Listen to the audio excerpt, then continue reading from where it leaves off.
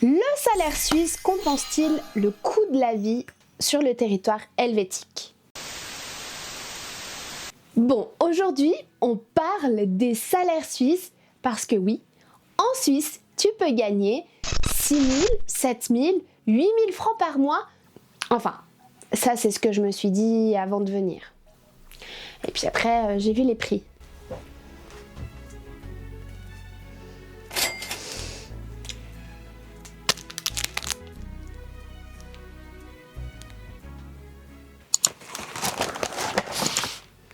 L'assurance, 350. Et en plus, ça augmente. Le loyer, seulement une petite thrombose. Bref, on va répondre à la question que tout le monde se pose. Est-ce que les salaires suisses compensent vraiment le coût de la vie? Spoiler, prépare le chocolat, mais pas trop, car il coûte cher. La Suisse fait partie des pays les plus chers du monde, certes, mais elle est aussi souvent présentée comme l'un des plus élevés au monde. D'ailleurs, les prix élevés des biens et des services surprennent souvent les visiteurs, ainsi que les nouveaux résidents. Pourtant, cette réalité ne résulte pas d'un simple hasard. Elle s'appuie sur des fondations économiques, politiques et fiscales solides, offrant une stabilité et un environnement attractif pour les habitants comme pour les entreprises. La Suisse fascine donc par ses salaires élevés qui attirent chaque année de nombreux travailleurs, expatriés comme frontaliers. Pourtant, derrière cette réputation flatteuse se profile un débat essentiel. Ces rémunérations généreuses, suffisent-elles réellement à compenser un coût de la vie particulièrement élevé? Pour le comprendre, il faut se poser plusieurs questions clés. Tout d'abord, comment varient les salaires selon les cantons et les secteurs? Quelle part du revenu disparaît dans le logement, les assurances ou la fiscalité? Et le pouvoir d'achat suisse est-il vraiment supérieur à celui de ses voisins? Et finalement, vivre en Suisse permet-il un meilleur niveau de vie ou seulement d'équilibrer des dépenses plus importantes? Autant de questions auxquelles je vais essayer de répondre pour éclairer la réalité économique helvétique derrière le mythe des salaires suisses. Mais avant d'aller plus loin dans la vidéo, j'aimerais te souhaiter la bienvenue, t'inviter à t'abonner, surtout si tu regardes mes vidéos régulièrement, car nombreux d'entre vous, je vous vois, vous les regardez sans l'aide. Je vous mets le pourcentage de ces personnes juste ici. Pour ceux qui ne me connaissent pas encore, laisse-moi me présenter. Moi c'est Lily, ici tu trouveras des sujets institutionnels sur la Suisse comme ici, mais pas seulement, car tu peux également y trouver des comparatifs avec la France, où j'y ai pas mal vécu. Et enfin, quelques vidéos sur mon pays d'origine. Maintenant que les présentations sont faites, on continue? C'est parti!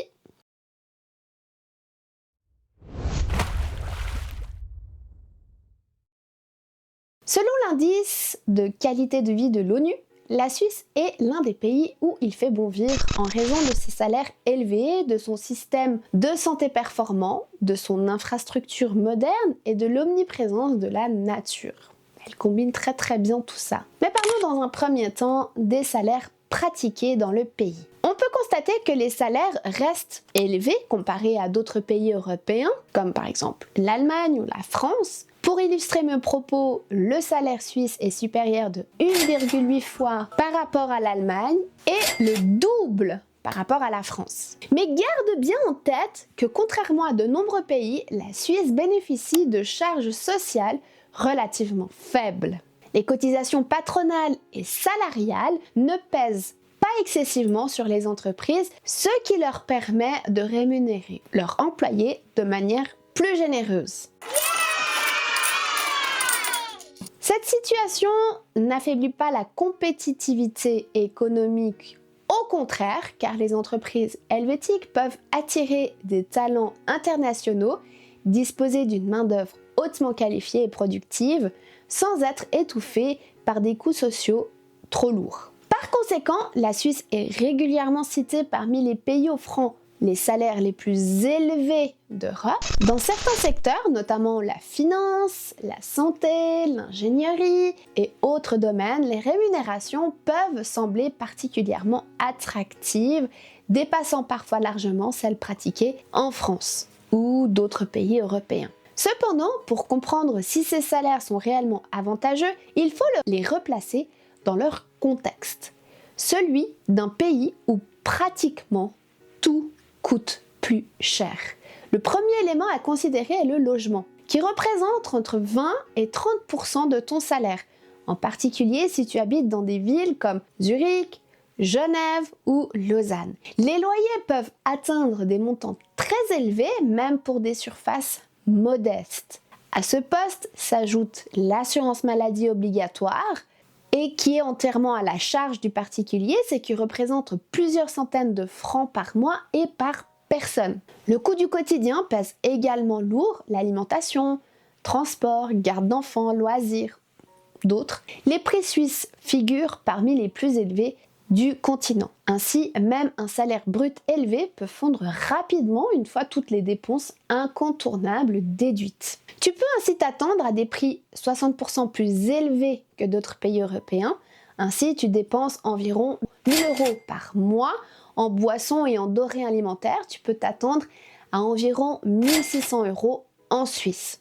Un peu pour faire des équivalences. Et tout dépend quelles denrées alimentaires, mais certains comme la viande, des produits carnés ou encore le fromage peuvent être jusqu'à 4 fois plus chers au kilo.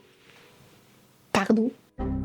Si tu t'installes en Suisse, tu gagneras en général davantage pour le même travail qu'en France, par exemple hors logement et les autres postes de dépenses du quotidien. Par exemple, l'assurance maladie reviennent plus cher que dans votre pays d'origine, comme je viens de te le dire. Il est donc essentiel de se demander si au final la rémunération permet de vivre mieux ou simplement de couvrir des dépenses plus chères. Pour y répondre objectivement, il faut s'intéresser au pouvoir d'achat réel, c'est-à-dire aux revenus qui restent une fois les charges payées. C'est cette notion, celle-ci, qui va nous déterminer notre sujet.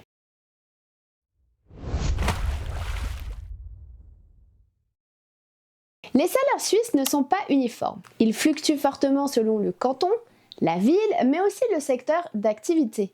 Les cantons comme Zurich, Bâle et Genève ont les salaires les plus élevés, en partie grâce à la concentration de secteurs comme la finance, la pharmacie et l'horlogerie. A l'inverse, le Tessin et les régions de l'Est ou du Jura présentent des salaires plus faibles en termes de secteur. La finance et l'industrie pharmaceutique sont très bien rémunérés, tandis que des secteurs comme l'hôtellerie, restauration et les services à la personne ont des salaires plus bas.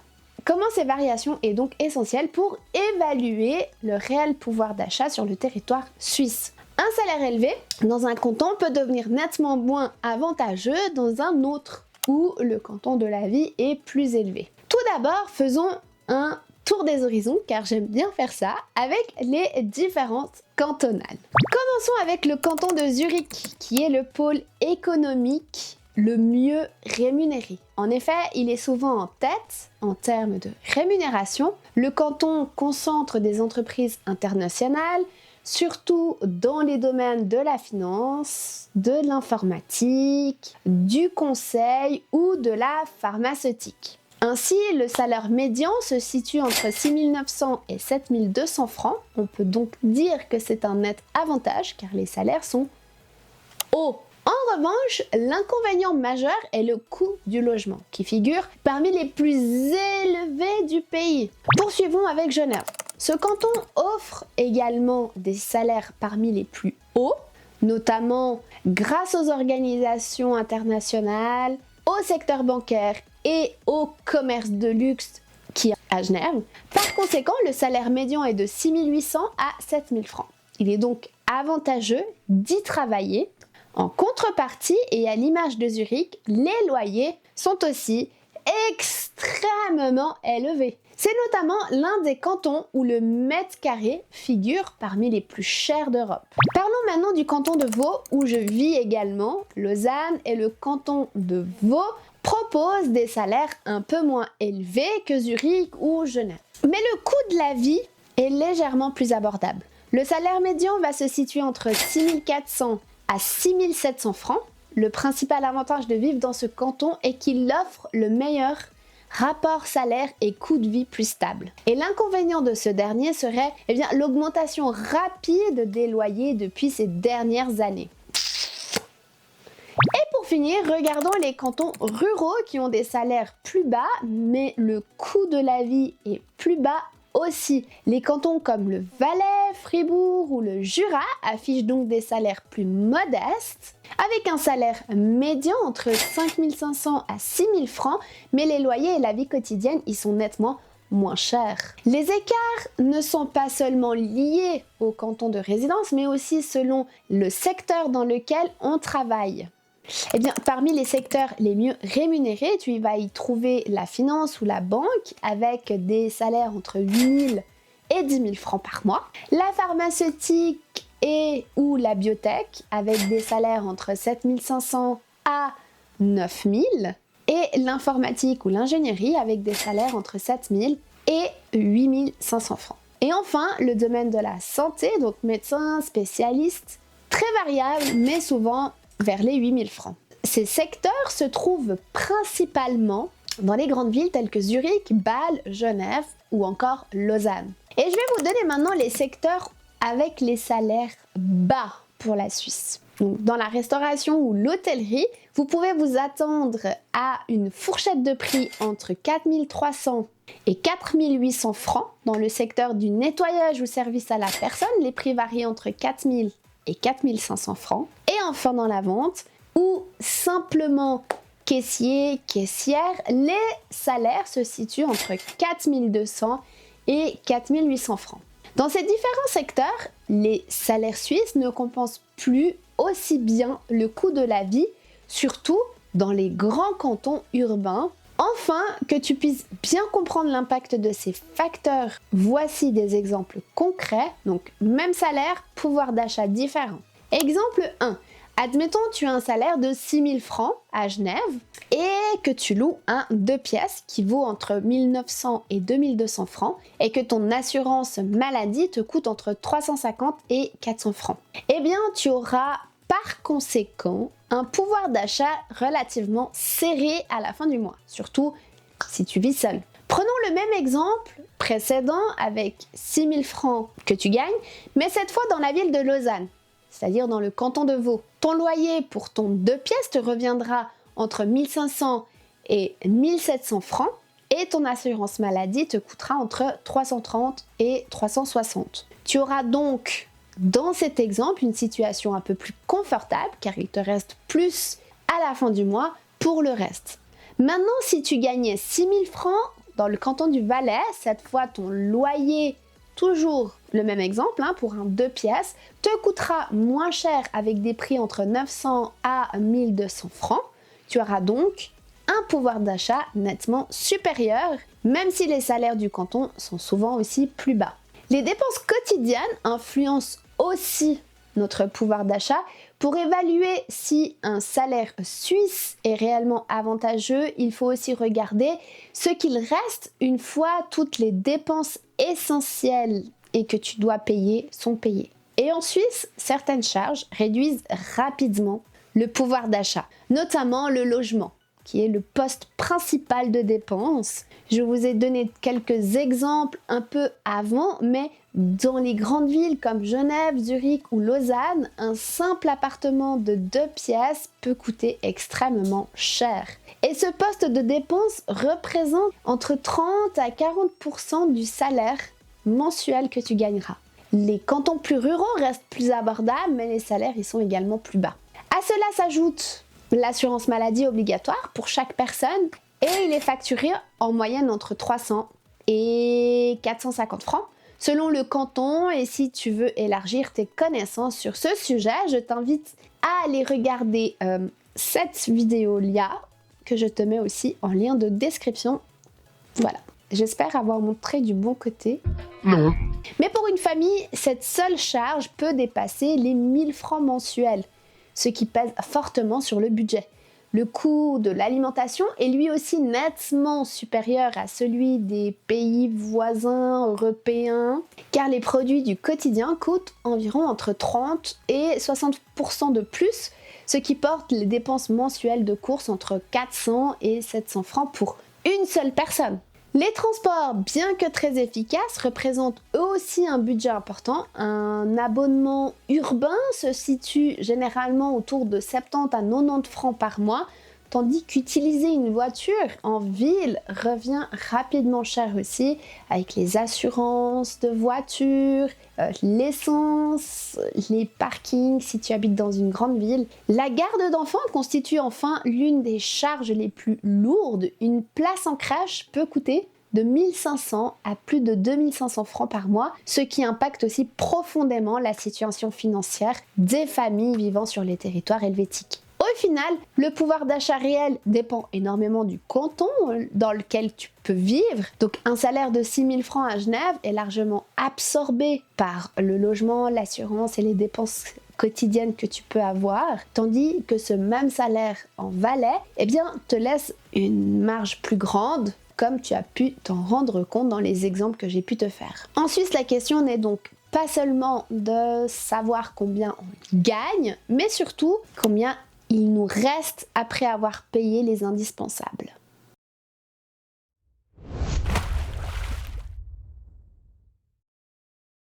Donc, vivre en Suisse permet-il un meilleur niveau de vie ou seulement d'équilibrer des dépenses plus importantes ? La question est essentielle car elle résume toute la complexité du modèle suisse. À première vue, les salaires élevés laissent penser qu'on y vit forcément mieux, mais lorsqu'on observe d'un peu plus près le coût de la vie, on comprend vite que la réalité est bien plus nuancée. Vivre en Suisse ne signifie pas forcément être riche, mais cela ne veut pas dire non plus que l'on fait simplement que couvrir ses dépenses. La Suisse offre un meilleur niveau de vie grâce à un facteur décisif, le pouvoir d'achat net effectif. Alors que les prix à la consommation sont les plus élevés d'Europe, l'énorme avantage salarial, le salaire médian étant souvent 1,5 à 2 fois supérieur à celui de ses voisins, garantit qu'il reste davantage de francs suisses dans le portefeuille à la fin du mois. Ce surplus n'est pas anodin, il se traduit directement par une capacité d'épargne et d'investissement largement supérieure à la moyenne internationale, constituant la véritable mesure d'un meilleur niveau de vie. Cependant, la vie en Suisse est une maîtrise budgétaire constante. La sensation de richesse est tempérée par 2 postes de dépenses incontournables qui absorbent une part importante du revenu.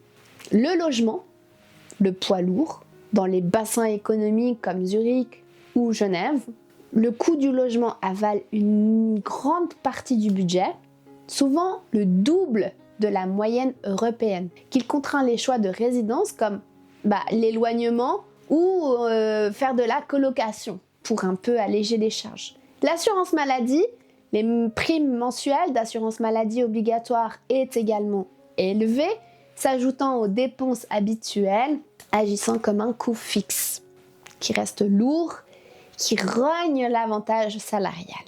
Pour les revenus médians et inférieurs, cet équilibre des dépenses n'est vraiment pas un luxe, mais une nécessité de survie. Sans une gestion rigoureuse, l'excès de coûts peut rapidement neutraliser l'excès de salaire, transformant l'expérience en une simple équivalence. Vivre en Suisse est donc l'art de convertir un potentiel salarial exceptionnel en un meilleur niveau de vie. Il s'agit moins d'une richesse immédiate et d'une sécurité financière accrue et d'une qualité de vie supérieure.